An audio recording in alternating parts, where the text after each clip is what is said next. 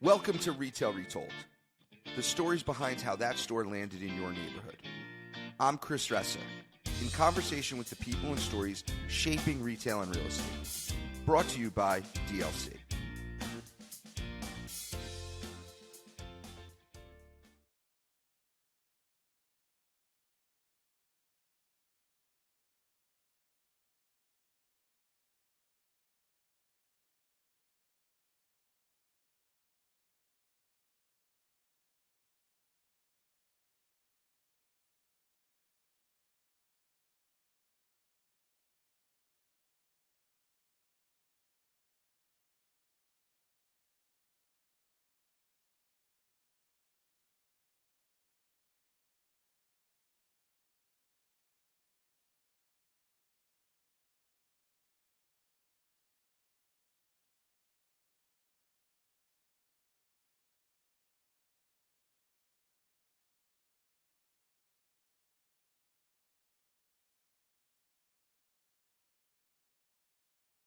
Hey, Ricardo, hold on one second. Hey, Chris.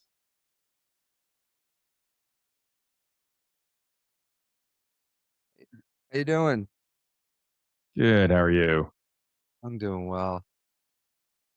Thanks for doing this. Set up here. Thanks for doing this. Yeah, no, thanks for having me. Um, so what I want to talk about, what Mhm. I'm going to call you about before was I was trying to get you. I don't know if you saw. I was trying to get you because here's what I was trying to get you. I thought that might be you. Apologize. I was in back-to-back meetings and couldn't break out. No worries. So I want to talk about a couple of things, but Yeah. what would you say like your retail like cup of tea, like what your shtick is, what you're best known for, what you think your Mhm. retail. Jesus. If you were to give me, like, where do you land is like, I'm the guy here. Uh-huh. What would you say that is? Can you hear me? Yep, I can hear you. Yeah. I'm just switching over to the headset here. Yeah, I mean, so, my main area is retail tech, right? So anything related to retail tech, in-store, infrastructure, digital transformation. I think like to think of it more of, what's the right way to use technology transparently and seamlessly to make your retail business better, whether that's About this. customer experience, whether it's, some other part of the operations, How something about like that. I'd probably call it something because I'm the wording feels. Yeah. How about if we did um, the 5 hottest trends in retail tech, Okay. Yeah. or three? You tell me, 3 or 5. Actually, I can do five because I'll tell you what. Tell me what you think. I mean, when I think of those five, actually, I made some notes along those lines earlier today. Um, one is what I call reimagining retail through convenience technology. So that can be anything from cashierless tech to mobile devices in store, and just anything like that that just makes it convenient for shopping. That's one. Another one for me is data and analytics. Anything around data, understanding every data point you have about your customer, all the way back into supply chain. Supply chain itself is another one, although I tend to wrap supply chain in with fulfillment and delivery as almost three things that kind of go hand in hand. If you keep those separately, that's my third and fourth. And then my fifth one is technology for frontline staff. Perfect. All right, that's what we're gonna do. So Okay, let's do that. I am. Perfect. How do you like to be introduced? Oh, so you can do short version. I usually tell everybody, other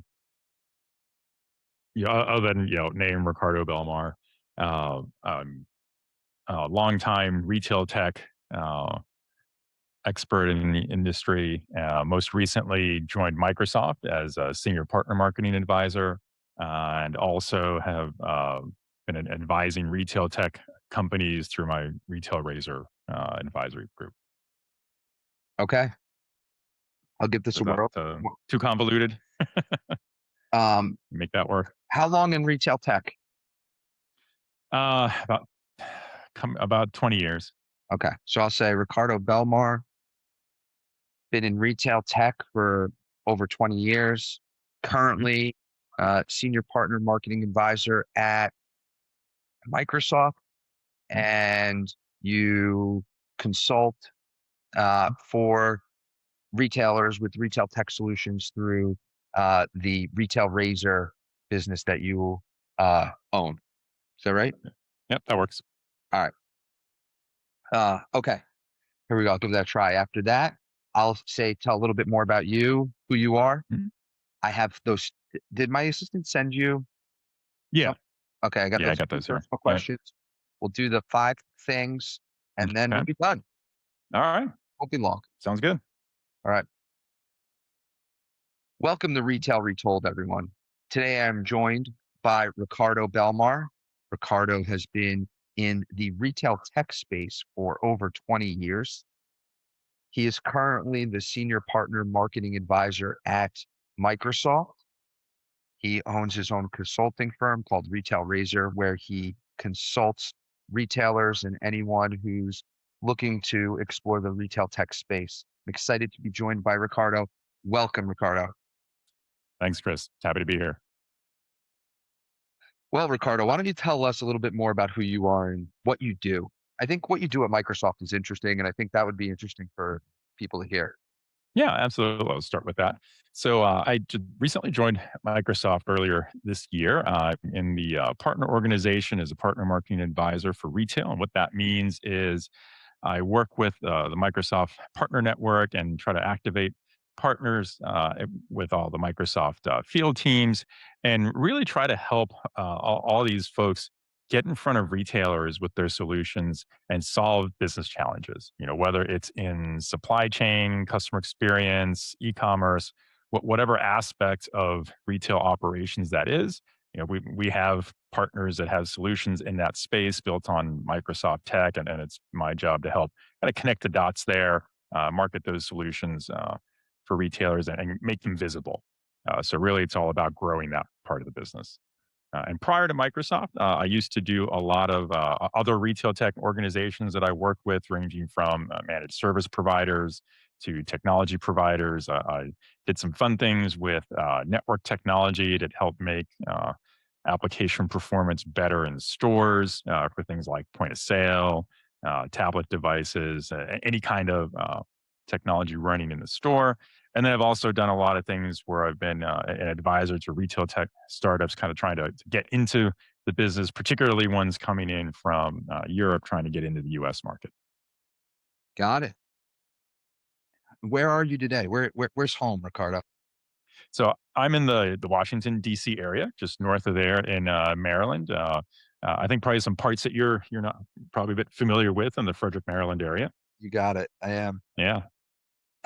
So you at Microsoft, you're primarily working with you're working with technology companies selling applications to retailers. Is that fair? Yep, that's right. Yep. They're Okay. partners who have applications built on a Microsoft cloud. Okay. I have to pause this 1 second. Yep. I apologize. No worries.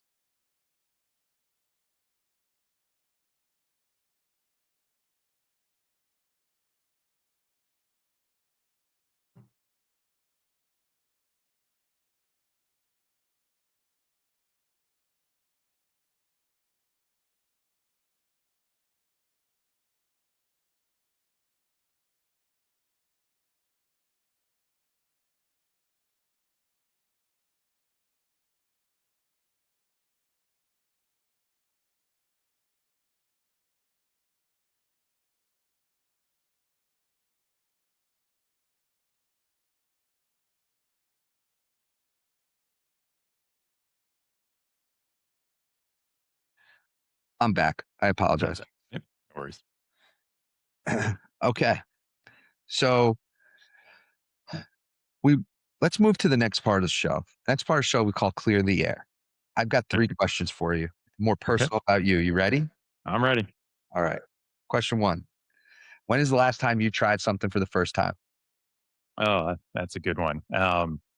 Well, let's see. An interesting one, though it sounds kind of small, but I really like it. So, recently on a family vacation, and we went hiking. We were in the White Mountains area in New Hampshire, and we got to the top of this peak where we were hiking, and we picked wild blueberries, Oh, wow. which was an interesting thing for me. My kids really enjoyed that, and they kind of gave us a fun snack on the way back down as we hiked our way back down the mountain.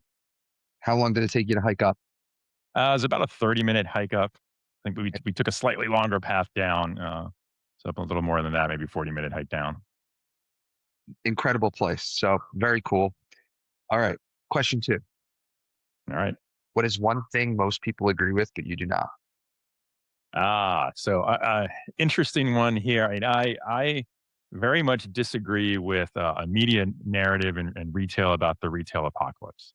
That's like one of my biggest things. I think you'd have probably talked about this before, Sure. but I'm very much opposed to that narrative. I don't think that just because we see store closings, we can call it a retail apocalypse. I think it's a natural correction in the industry that maybe was needed in some cases, but a lot of good things happening that I think work against that narrative. Me too. Glad you said it. Last question. What is one skill you don't possess but wish you did? Hmm.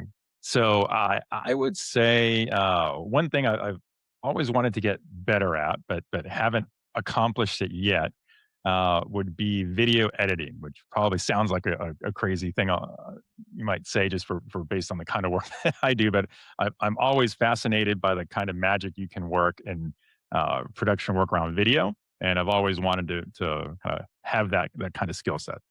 Yeah, that is one. I can do very basic stuff, but Yeah, still nice yeah, productions that are high quality, not my cup of yeah. tea. Yep, yep, same here, yeah. It's Yeah, I out. wish I could do that. Yeah. All right. I want to take us to the heart of the show. We have a cool topic today. The 5 hottest trends in retail tech, according to Ricardo Belmar. So That's right. here's what I want to do. I want to start with the bottom. Started from Okay, the bottom, now we're here. So okay. start from the bottom with going 5 to 1. 5 to 1. Okay. All All right. right, I can do that. All right, here we go. All right. So What is my, number 1? my number 5 then, Yeah. right? Um, Frontline staff enablement. In other words, using tech to enable your frontline retail staff to help do their job better. I put this one at number 5. I think that the pandemic has really shown a light on this and really put frontline staff front and center. Uh, it's always kind of been a bit of a cliche, I think, in retail to say that those store associates that interact with your customers are always the face of your brand. But in past years, it's always been true that while we hear a lot of talk about investing in that stuff, investing in technology, investing in training, it always seems to fizzle out once we get past the first quarter of the calendar year and other investments take priority. I really feel that this one now is becoming one of the priorities. And I've even recently done some studies in this. I'll have one coming out soon that's going to talk about that. So I put that as my number 5. That frontline staff technology enablement is definitely front and center and coming. Oh, I think that's great. Give the audience an example of what might be one application that's Hmm? frontline staff technology enablement. Sure. So one of my favorites is it's called different things. Some people call it clienteling. I think of it as just having basic access to customer data on, say, a mobile device, a phone, tablet, some kind of mobile device that's readily accessible for that store associate. In a way that means, let's say that you're in a store and you as the customer, you ask for help, right? And you want to know something about product. That device can give the associate not just access to product information, but if the customer is willing and not in a kind of a creepy privacy way, but, in a way that's agreed upon, gives the associate access to, say, browsing history that customers had on their website or previous purchase history. I think most customers, when surveyed, say that they wish the retailer would remember things they've bought before when they're at the store and they're talking to someone. And so give staff access to that information on a device they're carrying around so that they have the opportunity to not only be knowledgeable about what they're selling, but knowledgeable about what the customer wants, which is really what this is all about. So that's my favorite example of that, and I could go into others, but I think that's for me is a priority one that I think every retailer should be working towards. Yeah, that's a good one. I think for the consumer, that is a big one on the return side Yeah, because yeah, they're like, oh, do you have a receipt? Do you have the card that you used when you made the purchase?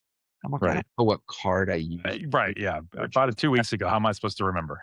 Well, I don't know if I was trying to get airline points or I was trying to get Right. hotel Yeah, points that week. I don't know. right, right. You tell me. I bought it from you, right? I, I'll tell you one that I think would be excellent. We're working toward it. However, walking up to an associate and saying, "Where is X?" and it being where they say it is. Sometimes it's not. Or if it's not there, do you have any in the back? And Right. they say, we have two.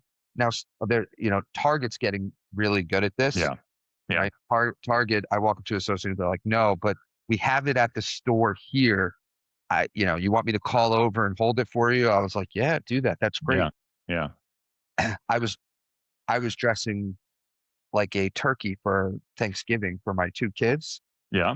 They were Yeah. selling turkey costumes, and the one by me didn't have it, but they told me the one. I was like, yeah, if you told me it was 3 hours away, I got to go do this. So I went and I got this. So I think um, they're making headway, but that's one I think that if we can roll out at scale would be Yeah, fantastic.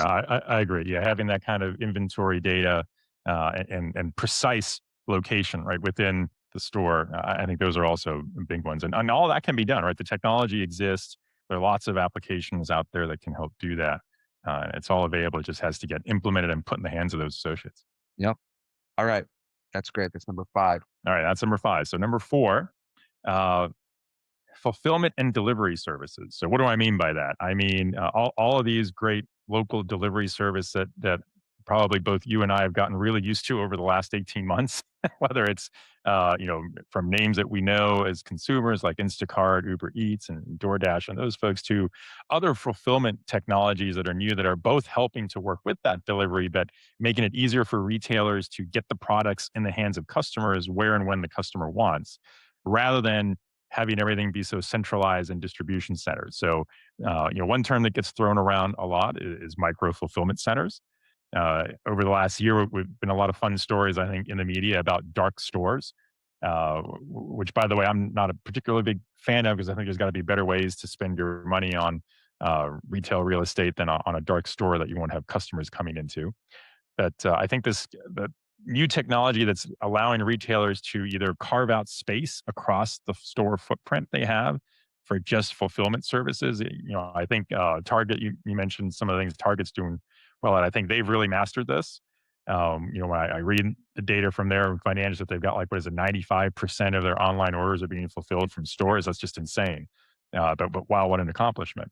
I think other retailers are really striving to get to that point if they can. Any retailer with a large store fleet, right, is got to be asking themselves right now, and if they're not, they need to be. How can I use that store footprint to better fulfill orders from customers, not just when they're standing in the store and buying something off the floor, but also when they're ordering online and they want to come and pick it up in store. Buy online, pick up in store is immensely popular now, along with curbside pickup. So having that ability to move product to the store footprint is so important now. And there are different fulfillment technologies coming around now to do that, because just having your regular store staff do that picking and packaging and putting everything together, for most retailers, that's the costliest way to do it, because that person could probably be doing something more productive at that point than just finding these items. So anything you can do that makes it either easier for that person to find an item and spend less time on the picking part, less time on packaging something, uh, all the better it is for the store operations. And that's what a lot of these micro fulfillment technologies are coming out, allow you to do.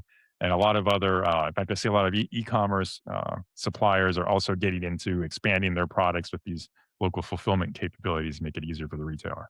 Yeah, like auto store and some, Auto stores one, yep, right? yep, There's more yeah, of these out there that, bring automation to the fulfilling process. hmm yep, Okay. yeah. Automation's a big part of this one. All right. Cool. That is number That's number 4. 4. What is number 3 hottest trend in All retail? right, number 3. Call this one supply chain resilience. So one thing that I think has happened as we've all come through the pandemic is that everyone has become a supply chain expert. Mhm. Uh, So true. isn't that right? So I mean, true. I think You most and I have people, been on like rooms on yeah. Clubhouse and Oh, we're absolutely. coming on and they people know about the shipping containers and Right. on the Right. I mean, West we've Coast all seen this, the happening in media the reports, right? We've all seen the stories about delays in ports, not whether it's not being able to unload containers and not being able to get trucks loaded. And then, we had the problem in the canal with the ship getting so. I mean, all these things have happened over the past year. Plus, let's not forget about all the product shortages. To the point where just everybody now is suddenly a supply chain expert. So, what does that mean for the retailer? Right? It means that all the previous models you had that helped you optimize your supply chain and your forecasting, they all kind of got thrown out the window during the pandemic because no model could have predicted what happened. There just no amount of AI you could have thrown at it was going to predict that because the patterns didn't exist. The AI training models didn't exist before. Now they do. So now these systems are starting to get a little smarter, and vendors are becoming smarter in how they're configuring these systems for retailers. And there's just been a massive investment in supply chain technology in retail over the last 18 months. Um, I think that's why this is my number 3. I think retailers aren't finished investing in supply chain because there's still more things that can be done. Maybe more on the forecasting side, but the resilience comes in for certain product categories where retailers learn they can't just have a single source, right? You have to have multiple sources to get things, and where that source is now really matters. We had kind of gotten to a point in global supply chains where you could maybe be a little bit concerned about how far away a product was being sourced because that might impact its cost model, but you really weren't as concerned from a timing perspective that that distance might mean you won't have it in time. Now, I think everyone is much more aware of that. We're still experiencing shortages. Now we have these chip shortage problems in the supply chain. So all these things aren't going away, which means retailers have to have more intelligent technology to help them manage that supply chain. It's not, you can't just throw more people at this problem and solve it.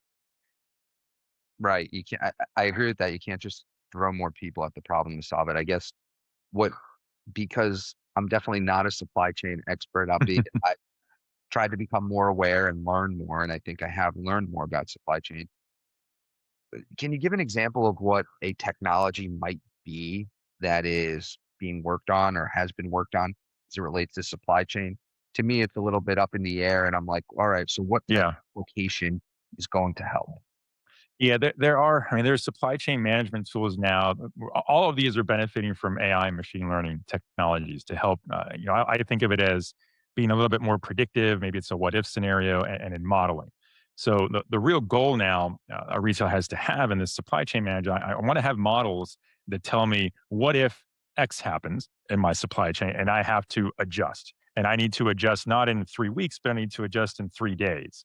And the models now that are becoming available in these tools allow a retailer to build out that model and help them predict what they might need to do should this scenario arise. And they can have multiple scenarios predefined now to help them manage that. And that all speaks to being able to respond more quickly when these problems occur in their supply chain. So that's one big area. I think another area that's really getting improvement here is on the forecasting side. So if I look at um, my inventory burn right at the store or online, how quickly am I running through product?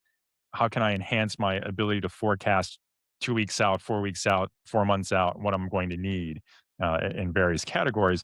That's improving. Most of those models were the ones that broke during the pandemic when we'd go to the grocery stores and we'd see empty shelves in areas that we could never conceive of being empty before, and suddenly they were.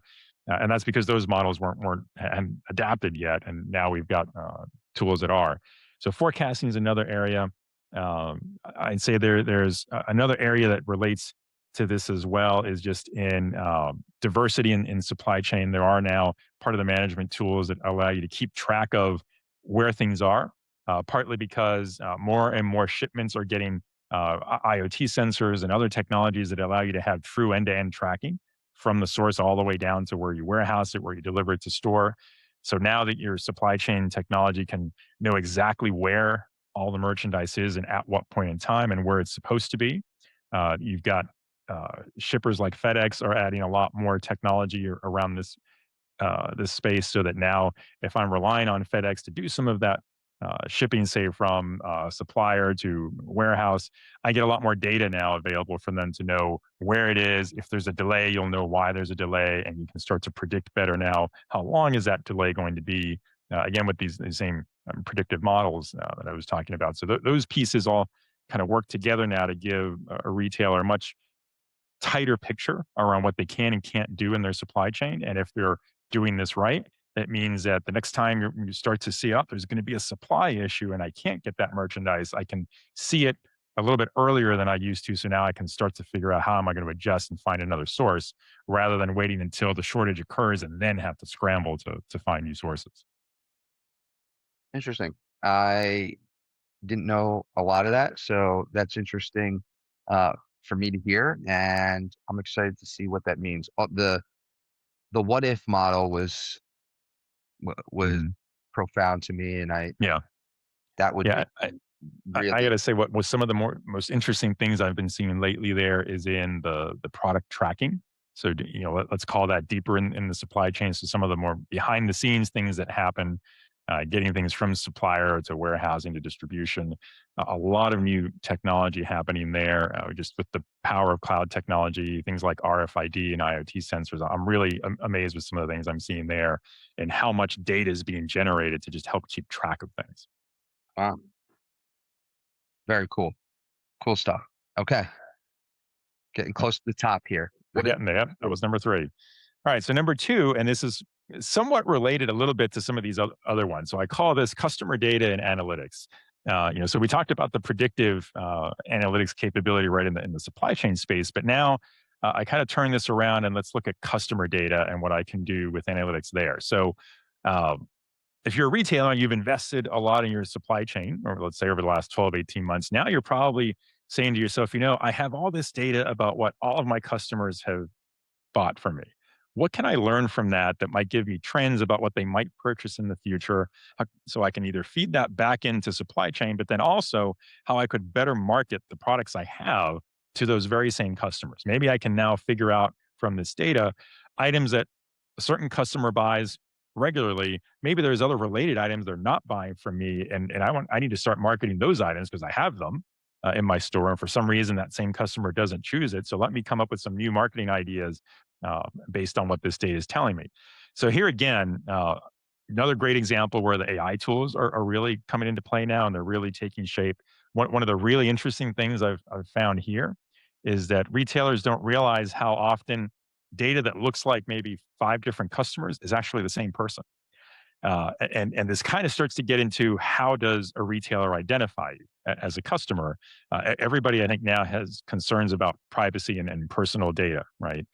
And you don't necessarily want to give away everything there is to know about you. But the fact is, when you buy things from a store, they already know something about you because you made that purchase. But let's say you buy something with one credit card in the store, and let's say that store asks you for an email address, and okay, you give them one. Then you're on their website, but you used a different email address to put that order in. So on the surface, to the retailer, that might look like 2 different people, but of course it's not, right? It's the same person. How a retailer's got to figure out whether one particular customer has 5 different email addresses, or let's say they have 2 different addresses, or they've shopped in 3 different zip codes, but you still want to know that it's the same person, not that it's 3 different people. So that's one area I'm seeing a lot of work now, thanks to AI does that become a tools. problem? Well, what it means, I've seen examples where a retailer's customer database, might have as much as 20, 25% of it or more is this essentially duplicate information about customers, which means they have, they're off essentially by 20% as to how many customers they think they have. I see. Um, I'm and surprised the number's that high. I was too. I have to say I was too. I've more recently in recent months, they've gotten a little bit smarter about this particular area and working with some technology providers. And the data, or the numbers on this, I think have been pretty interesting, just because it's a bigger problem than you might think. And one of the reasons it's a bigger problem is not just because of let's call it the cleanliness of your customer database, but when you go create marketing campaigns to these customers, you want to have a better way to segment that campaign to different customers, so that if let's say you're somebody like a Starbucks and you really like lattes but you hate cappuccinos, right? There's no sense in Starbucks trying to market a cappuccino to you if that's the new drink, if they know that you only ever buy lattes. So you can do that level of segmentation if you've got the clean, proper customer database and the right system on top of it to help you play that what if scenario again. Got it. Okay. Well, that is an interesting one. I think we all have heard about data, and their Yeah. privacy around data. That is that is an interesting one. I had no idea it was that big of a problem, but uh, interesting nonetheless. Okay, Yeah. we're coming to the end here. We're at the top We're at spot. the top. We're at the top. It's the number one retail technology trend. All right. So my number one trend is what I call convenience technologies that reimagine retail. All right. And where I start from that on that, a number one trend, I think from the shopper's perspective over the last year and a half, is all about convenience. Some of this was, kind of accelerated or forced on us because of store closings during the pandemic and things. But I really see a lot of data that tells me, these are the things that are going to stick with shoppers. So things like curbside pickup. In some ways it was a necessity for retailers, right, who had to close stores and still wanted to sell. But customers realize that it's pretty darn convenient to just drive up somewhere and have someone hand you the product you bought and then drive off. Uh, we used to talk about convenience as a factor for the rise of e-commerce, right? And that e-commerce was all about convenience because you had an easier way to buy things you already knew you were looking for, and you didn't have to take the time to go to a physical store to buy it. So, right, the convenience of online ordering, it shows up at your door. But I think, I often say, yeah, I gotta stop you right there. I often say, is that convenient or lazy? Because because to yeah, me, see, yeah, the media sometimes intertwines the two words. right, To me, if I go, I don't know, online on my TV and I go through Amazon, hmm, see something and I want it and it's going to take 3 days. That was easy. I don't know if that's that convenient. it I was a get the convenience. product Yeah, in right, 15 minutes from the store, just getting right. out of the car, getting off my couch and going. So I often say this, is it laziness we're solving or convenience? Because they're two different things, Hmm. right? Yeah, no, and Anyway, yeah, no, I actually, you're right. I mean, the two are definitely related, right? Sometimes convenience is about laziness. Sometimes it's not. You could take that same example, right? And if the shipping time is going to be 3 days, right? You can argue, well, it was more about the laziness of not having to get up and go anywhere to make the purchase. But it might be more of a convenience if I could make that same purchase, but then the retailer tells me I can conveniently go pick it up within the hour at a store that's around the corner that's from me. very convenient. Right. Then it becomes a convenience rather than a laziness factor. So, and that's kind of what I mean by this trend. I think that even the traditional e-commerce online purchase model is being upended a little bit. Uh, we used to all talk about how Amazon made 2-day shipping the standard for everybody else, but by just making it so easy, and then they've gone and made it 1 day. Right, and when they decided to invest in 1 day, right before the pandemic started, I would actually argue that a lot of the places now, Amazon included, that focus so much on this 1 and 2 day shipping as a convenience, even they're starting to falter a little bit, and you find more and more things when you're shopping that don't quite meet that 1 or 2 day uh, requirement, right? And even if they do, you put the order in, and then you find out that, well, it's not actually going to ship until tomorrow, so the Yeah, timer doesn't start for the one exactly. day until That, tomorrow. that Now suddenly it's two, that's crazy. The timer right? doesn't start. Yeah, Yeah, yeah. Right. So was that really, to your point, right? Was that convenience, or was that just giving me a lazy factor? So and there are other things I see in convenience too. So let's take an example where, let's say you are in the store, right? You've gone on a shopping trip, you're in a store. There are other convenience technologies coming there. We've mentioned a couple of them already. Things like, how do I find something, right? So one option is I ask a store associate to tell me where it is. Now they either know or they're going to take a mobile device and look it up in an app. Now, maybe you have that same app on your mobile device when you walk in the store. Target does this really well in their app.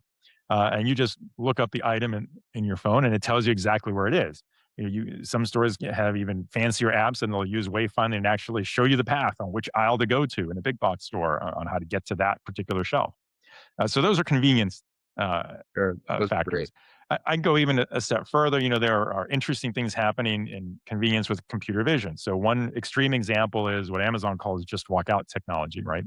And what most everybody refers to as a cashierless technology. But you as a consumer with an app have the ability to walk into a store, pick up items off a shelf, and just walk out without ever stopping, right? And you still get charged correctly for what it is that you purchase. So that's I consider that an extreme convenience factor. And I don't know if you've been in one of those stores that does this. Yeah. If you're like me, I found that really was an extremely convenient thing. And just doing it once made me want to go back and do it again because it was so easy. The one I went to didn't have enough carts for the amount of Mhm. people. It felt like it was more of a test than Okay. that Yeah. day, but Yeah. I've been in it. Yeah. So here's a convenience one I need. Mhm. Working on this. I'm not that tall. I'm like 5'7". Okay. Do we have a way for me to get the product off the top shelf yet? Without asking stores help Without asking bring somebody. over Yeah. or That would be a good. I got to agree with you on that one. Yeah. That would be a good one. Yeah. I need that one. Yeah. Like the motorized shelf. There you go. Yeah. I'm just That's kidding. right. Yep. Yep. All right. Well, this was great. Let's go recap. The Mhm. 5 of them were number 5. Number 5 is frontline staff technology enablement.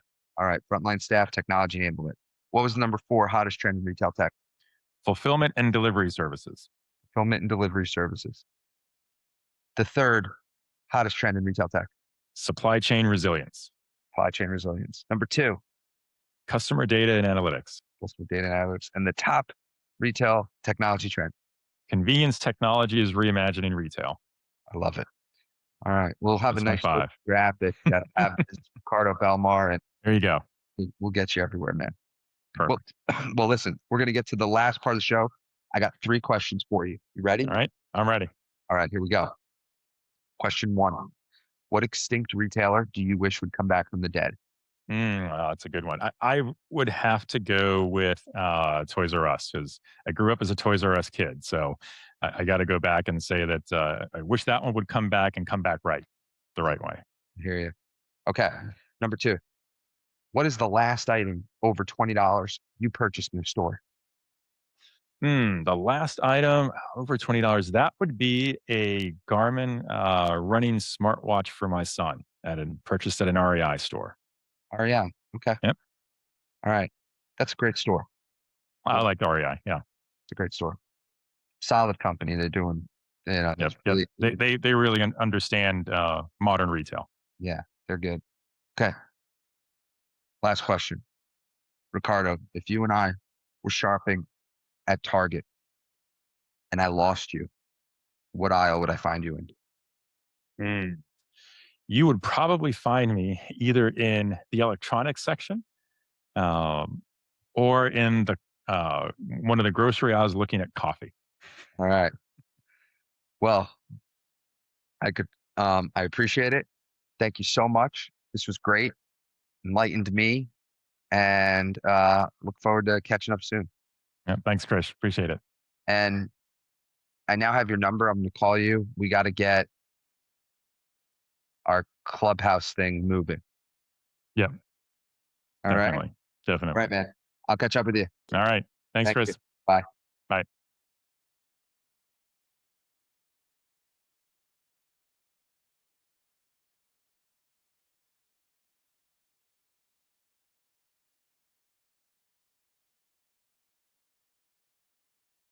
Appreciate you watching. Hit subscribe. See you in the next one.